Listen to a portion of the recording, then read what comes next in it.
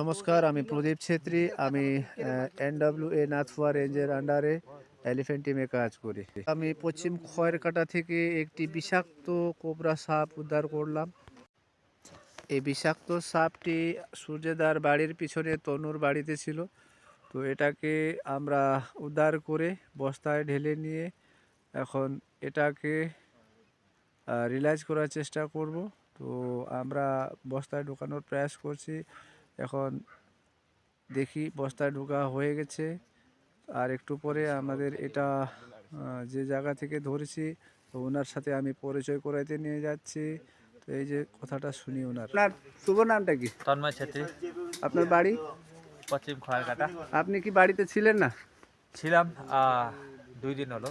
আচ্ছা, সাপটা কিভাবে দেখতে পারলেন?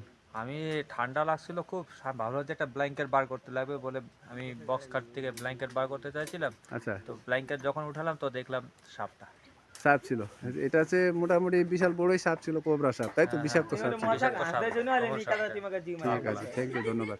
তো আমরা এই সাপটিকে উদ্ধার করে এখন আমরা সাতহাতি কালীবাড়ির এইদিকে জঙ্গলের এখানে নিয়ে আনলাম এবং সাপটাকে রিলাইজ করার চেষ্টা করলাম একটু সুন্দর সুস্থভাবে এখান থেকে বার হয়ে এখন জঙ্গলের দিকে ফিরিয়ে চলে গেল।